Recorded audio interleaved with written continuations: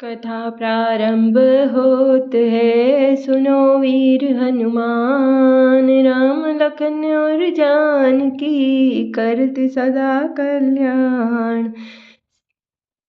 जो असहिष्ठा करही नर, जड़ विवेक अभिमान।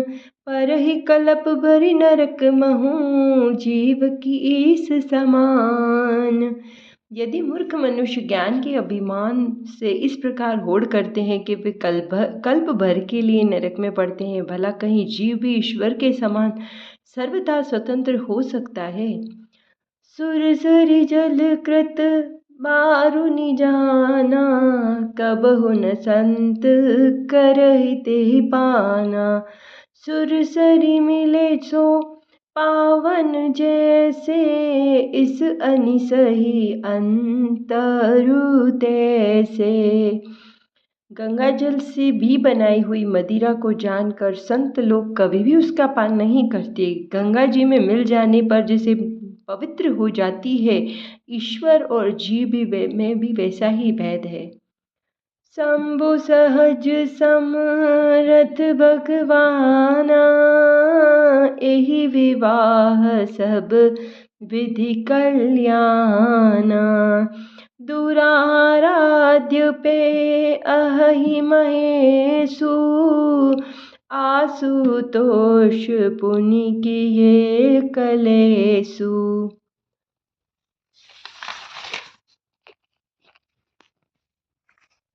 शिव जी ही सहज समर्थ है, क्योंकि वे भगवान हैं, इसलिए इस विवाह में सब प्रकार कल्याण है। परंतु महादेव जी की आराधना बड़ी कठिन है, फिर भी तप करने से वे बहुत जल्दी संतुष्ट हो जाते हैं। जो तप करे कुमारी तुम्हारी, भाव मेटि सकहि त्रिपुरारी। यद्यपि पर अनेक जग माही, एहि कहत शिव तजी दूसर नाही। नारद जी महाराज हिमाचल से कहते हैं कि यदि तुम्हारी कन्या तप करे तो त्रिपुरारी महादेव जी होनहार को मिटा सकते हैं। यद्यपि संसार में वर तो अनेक है, कुंवारी कन्या के लिए वर अनेक है, पर इसके लिए शिव जी से छोड़कर दूसरा वर नहीं है। वरदायक प्रणतारति भंजन, कृपा सिंधु सेवक मनरंजन। इच्छित फल बिनु शिव अपराधे, लहियन कोटि जोग जप साधे। शिव जी वर देने वाले, शरणागतों के दुखों का नाश करने वाले, कृपा के समुद्र और सेवकों के मन को प्रसन्न करने वाले हैं। शिव जी की आराधना किए बिना करोड़ों योग तप करने पर भी वांछित फल नहीं मिलता। सिया राम जय जय राम, श्री राम जय सिया राम। अस कही नारद सुमिरि हरि, गिरिजहि दीन असीस।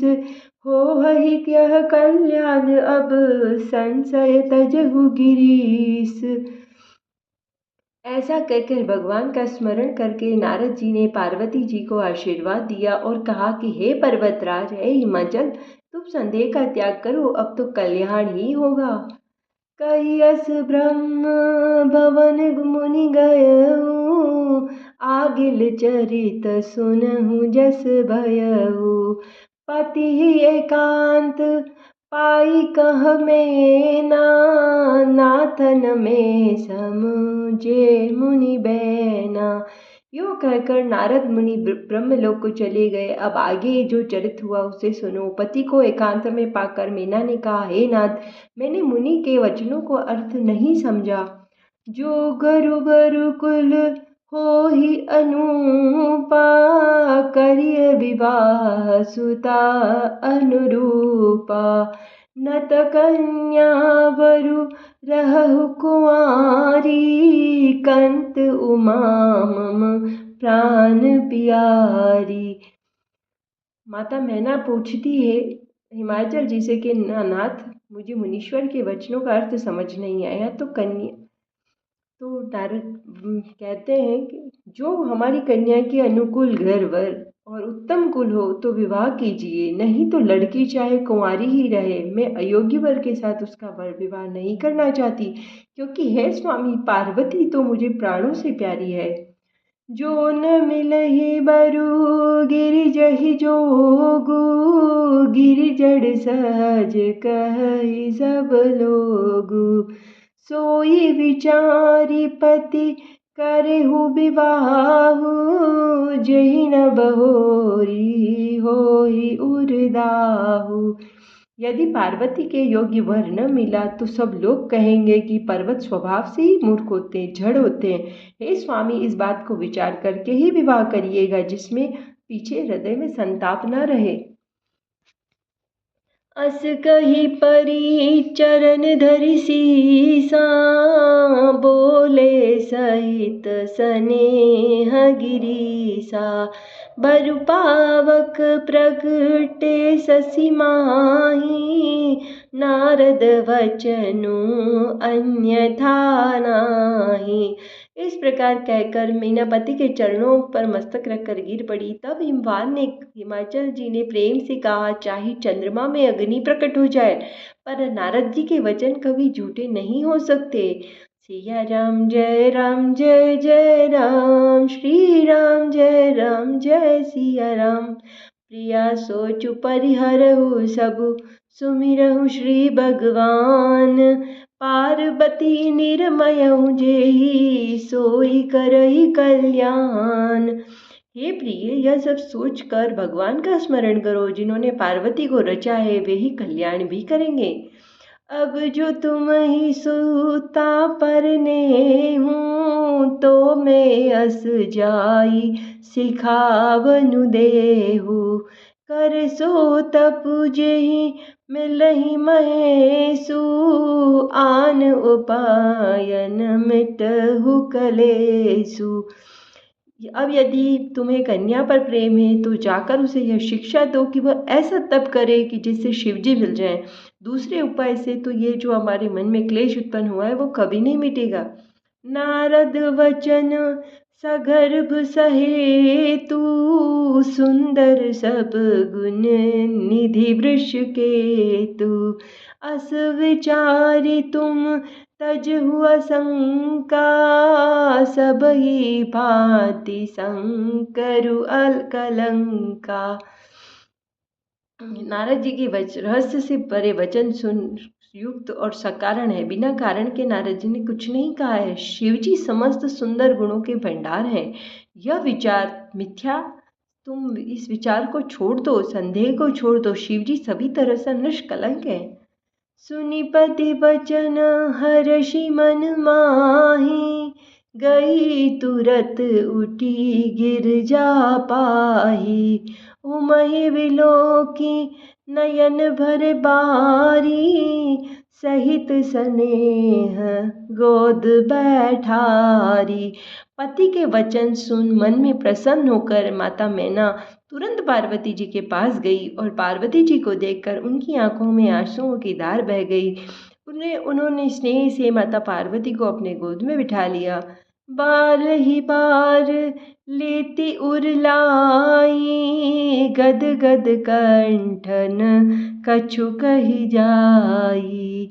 जगत मातु सर भाग्य भवानी, मातु सुखद बोली मृदु पानी।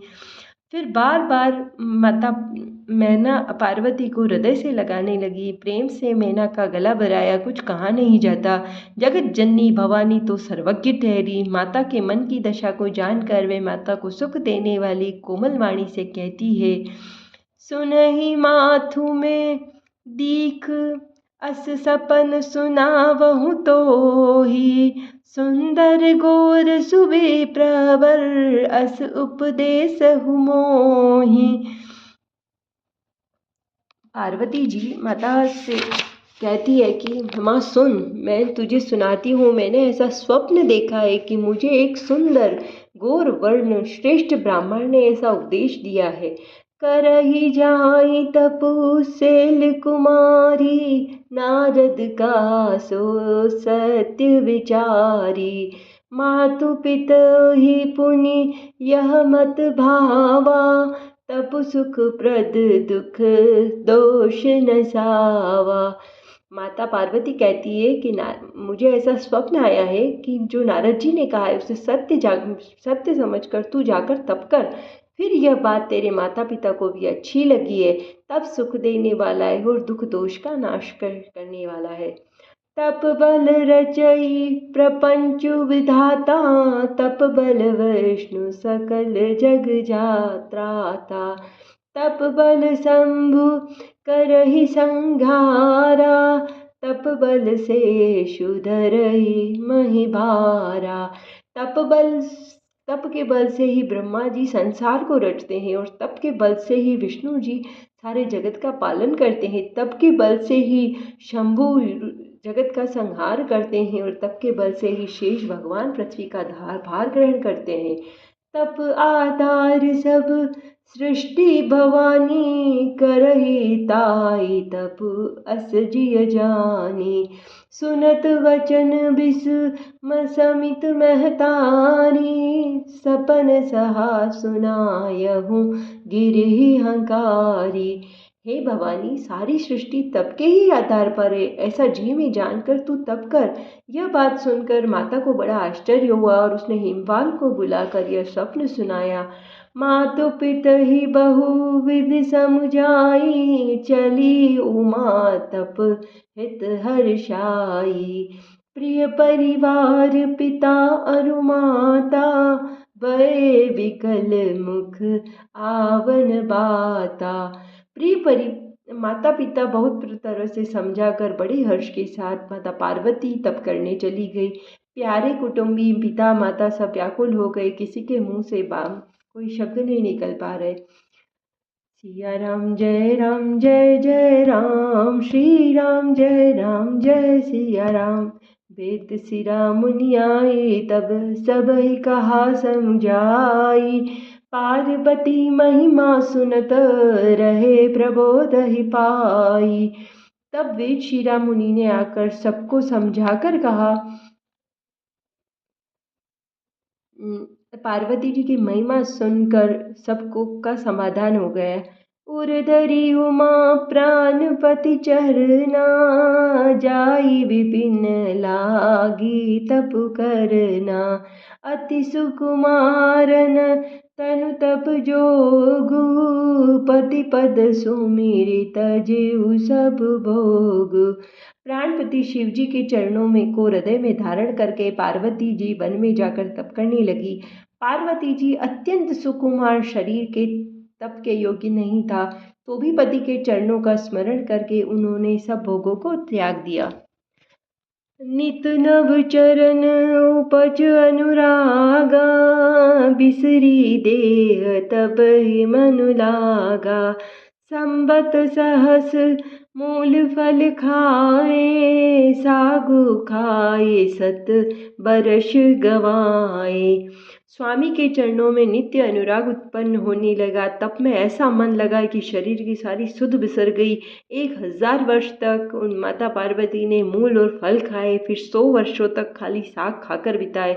कछु दिन भोजनु बारी बतासा, किए कठिन कछु दिन उपवासा। बेल पाती मही परई सुखाई, तिनि सहस संबत सोई खाई। कुछ दिन जल और वायु का भोजन किया और फिर कुछ दिन कठोर उपवास किए। जो बेलपत्र सूखकर पृथ्वी पर गिरते थे, 3000 वर्ष तक माता पार्वती ने उन्हीं को खाया। पुनि परिहर सुखाने उपरना, उमई नाम तब भय अपरना। देख ही उमई तप खीन शरीरा, ब्रह्म गिरा बे गगन गंभीरा। फिर सूखे पत्ते भी छोड़ दिए। तभी माता पार्वती का नाम अपर्णा हुआ। तब से उमा का शरीर क्षण देखकर आकाश से गंभीर ब्रह्मवाणी हुई। भयउ मनोरथ सुफल तब, सुनु गिरिराज कुमारी। परिहउ दुसह कलेस सब अब मिलिहहि त्रिपुरारी। आकाशवाणी हुई इस प्रकार के, हे पर्वत राजकुमारी, सुन, तेरा मनोरथ सफल हुआ। तू अब सारे असहाय क्लेशों, कठिन तप को त्याग दे। अब तुझे शिवजी मिलेंगे। सिया राम जय जय राम, श्री राम जय सिया राम। कथा विसर्जन होत है, सुनो वीर हनुमान। राम लखन और जानकी, करत सदा कल्याण। जय श्री राम। हर हर महादेव।